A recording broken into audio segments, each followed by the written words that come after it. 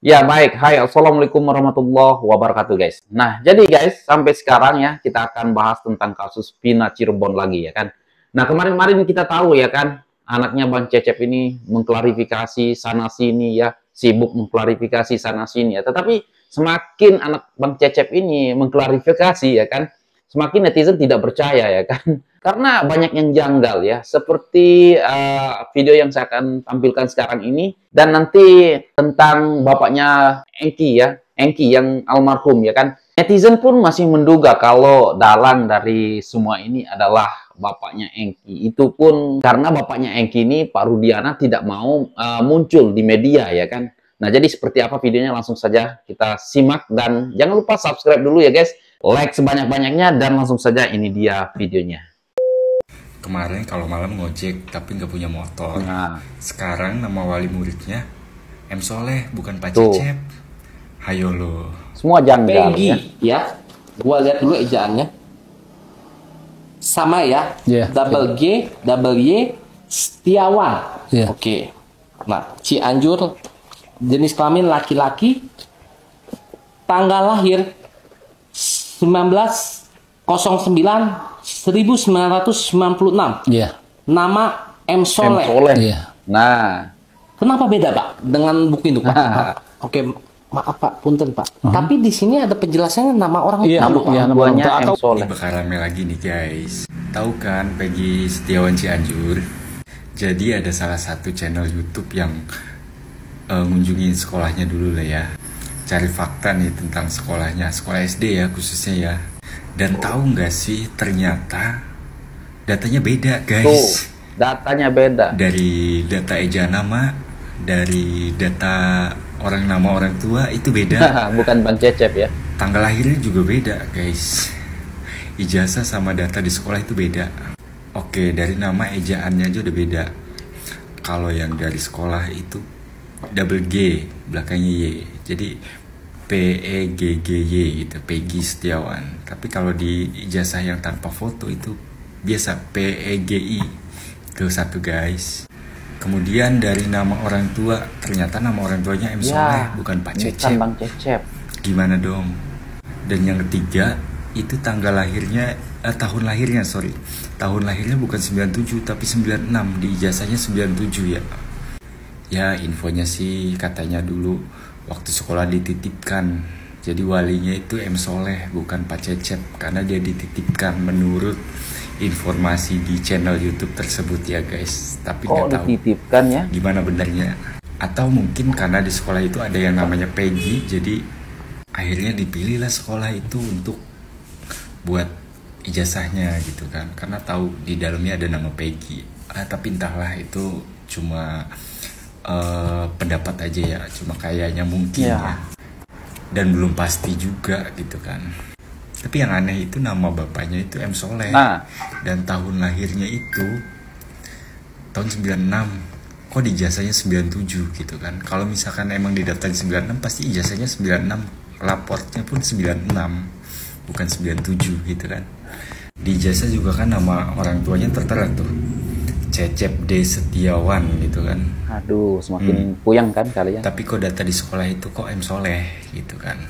Hah? Nah ini tuh yang benar yang mana? Namanya juga, namanya ejaannya apa? Peggy atau Peggy gitu kan, pakai Y, double G pakai Y gitu kan. Menurut kalian gimana? Hah? Coba ditelaah deh. Dah gitu aja. Ya memang guys, banyak yang janggal ya. Sewaktu ya ini aja lah ya kan, baru kemarin-kemarin ini ya wartawan menanyakan ya kan, motornya Peggy. Peggy nggak punya motor, terus ditanya pekerjaannya, kadang malam-malam ngojek, kan itu pun udah janggal. Jangankan motor, HP pun nggak punya, katanya ada yang jawab ya kan, kan janggal ya. Ditambah lagi ini ya, nama wali muridnya M. Soleh, jadi bukan Cecep ya kan. Ini semakin gimana gitu ya, semakin netizen nggak percaya ya. Dan oke, ini pernyataan Mbak Widya ya, kalau nggak salah namanya Mbak Widya juga ya, masih nggak percaya sampai sekarang kalau Peggy Setiawan itu anaknya Bang Cecep. Coba kita lihat dulu. Dari kecil lahirnya di desa sini, dan dari kecil sama saya gitu, sama Masih ada orang yang akan percaya dengan klarifikasi mereka. Kadang sama saya, kadang sama Pak Cecep. Yang benernya yang mana? Coba. Itulah ya, masih janggal. Kadang aku Pak Cecep adalah orang tuanya. Lah sekarang itu ngaku dia dari kecil sama saya. Kata Pak Cecep sama Bu Cecep dari kecil sama Bu Cecep. Iya. Sudahlah ya. Halo. Sudahlah, jangan banyak bersandiwara lah. Ya, jangan usah begitu. Berapa banyak uang dihambur-hamburkan buat bayarin orang, ya, untuk klarifikasi situ, klarifikasi sini. Ya, sudahlah. Kemarin Pak Cecep bilang dari kecil sama saya. Nah, sekarang ini juga saya, supir-supir dari mana kok disewa semua buat mengakui itu? Tetangga segala macam. Aduh Gusti, ya. Hanya orang yang logikanya rendah yang percaya dengan omongan-omongan orang ini. Salam waras saja. Nah, guys, kan netizen ataupun warga TikTok sudah tidak percaya dengan apa yang ataupun pernyataan Peggy, ya kan. Jadi klarifikasi sana, pergi ke sana klarifikasi di sana. Oh, waktu kecil sama saya lah. Waktu klarifikasi sana, waktu kecil sama Bang Cecep lah, apalah, ya kan. Jadi netizen sudah muak lah ataupun tidak percaya lah ya. Oke, lanjut ya. Di sini ya bisa dibilang menyinggung Pak Rudiana juga, ya kan. Karena ya kenapa Pak Rudiana ini sampai sekarang masih tidak mau mengklarifikasi ataupun terbuka atas kasus anaknya sendiri, ya kan. Jadi Pak Rudiana ini masih tidak mau tampil ke media ataupun ngomong ke media, ya kan. Jadi pertanyaan netizen juga, ya kan. Coba kita dengar mbak-mbak kita ini membahas Pak Rudiana ya. Bravo, cuma di Konoha. Bandar dari segala bandar adalah si coklat. Sungkem sama seragamnya. Wah, sama masyarakat biru ya. biasa lihatnya lari, penjahat sebenarnya sama si coklat jadi bestie. Menarik sekali bukan? Sama anak kandung aja tega, apalagi masyarakat awam. Anak jadi tumbal demi pangkat dan harta. Kirain nangis sesegukan karena sedih atas kepergian sang anak. Ternyata karena takut ketangkep. Asli, mirip film action India, terlalu banyak drama. Jadi sampai saat ini kalian masih percaya polisi. Pantes nggak mau diusut kasusnya. Satu-satunya orang tua yang paling ikhlas ketika anaknya meninggal dengan cara yang tidak wajar dan tragis demi mempertaruhkan tahta. Sebagai petugas satuan narkoboy punya prestasi yang cukup cemerlang, bekerja sama dengan bandar dan jenderal sekaligus. Beginilah kalau aparat terjun ke dunia bisnis. Bisnisnya nggak main-main cuy. Akhirnya sang anak jadi tumbal. Waduh. Dan ternyata yang menyuruh menangkap Peggy Bangunan ini, korban salah tangkap itu, adalah ayah Eki sendiri loh, Ibtu Rudiana. Agar 3 nama DPO itu hilang lenyap gitu aja. Eki sungguh bangga padamu Pak Rudiana. Demi membela rekan bisnis yang telah membunuh anaknya sendiri, apa saja dilakuin. Jadi kira-kira siapa yang bisa menangkap jenderal? Beginilah kalau hukum dimandatkan kepada orang disabilitas. Mereka terlihat sempurna fisiknya, cerdas akalnya, tapi cacat nuraninya. Apa yang bisa diharapin dari penegak hukum yang buta, tuli, bisu? Mereka akan membabi buta pada orang yang mengkritik dirinya, pada orang lemah dan menganggap ini hinaan. Ini pelajaran Pak Polisi. Semua ada harganya, pangkat, jabatan, kehormatan. Kalau kalian dapat dengan cara yang tidak baik, itu akan kalian bayar suatu saat nanti. Bahkan dengan nyawa bayarannya. Tragis bukan? Saya bicara pada oknum polusi, yang kalau dikumpulin bisa satu provinsi. Bukan keseluruhan sih, tapi rata-rata semuanya begitu.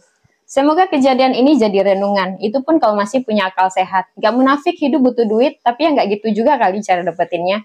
Ingat sumpah yang Anda ucapkan. Serapat apapun bangkai itu disimpan, akhirnya tercium juga. Boleh karang berita apa aja, tapi Tuhan tahu kebenarannya. Sekarang masyarakat mulai bingung. Ngadu ke siapa, percaya pada siapa. Gak tahu cara menghormati Anda bagaimana. Penjahat dan penipu saat ini sedang bahagia, tertawa menertawakan Anda. Sementara rakyat menjerit karena nggak tahu mau ngadu ke siapa. Kira-kira kalau polisinya di penjara bakal disiksa nggak? Siapa yang berani nyiksa, Pak Polisi? Lagian kalau berita ini nggak viral juga nggak bakal ada yang nangkap polisi. Koreksi kalau benar. Sekian pesan singkat dari saya, bocah kemarin sore yang tidak terima ketidakadilan di negeri tempat saya tinggal ini. Waduh, pedas juga. Iya ya, kalau kita ngomong-ngomong Pak Rudiana, memang sampai sekarang kita tidak pernah melihat ataupun mendengar ya di media manapun Pak Rudiana ini speak up ataupun bersuara ya kan. Padahal yang jadi korban yaitu anaknya sendiri ya kan. Seharusnya ya kan, seharusnya Pak Rudiana lah yang paling marah ya dalam kasus ini ya kan. Anaknya jadi korban. Ini malah orang yang, aduh, aku pun nggak tahu lah guys. Jadi guys, kalian berkomentar apa yang harus kalian komentari tentang Pak Rudiana ini ya. Kok ada yang janggal juga ya kan sama Pak Rudiana ini. Kok bungkam terus ya, nggak mau bersuara. Jadi, dan ini yang terakhir ya guys. Kemarin ya kan ada yang namanya siapa ya, kalau nggak salah nih kesaksian lengkap Suroto ya, Suroto saat dalam persidangan kasus ya Vina ya. Jadi kesaksian waktu di tahun 2016 ya, Pak Suroto ini katanya yang menemukan Vina ataupun menemukan Eki sewaktu kejadian itu yang pertama kali lah ya kan. Tetapi berbeda sewaktu tahun 2016 dengan yang sekarang. Kita dengar dulu ya guys. Di putusan Bapak dengan anggota, Pak. Bapak itu berangkat dari sana dengan anggota, dengan 2 anggota. Iya, di situ temunya ada 2 anggota. Iya, di bukan. lokasi. Nah, di sini ada putusannya, Pak. Ada putusan pengadilannya nih. Bahwa awal saksi sedang duduk di Polsek Talun.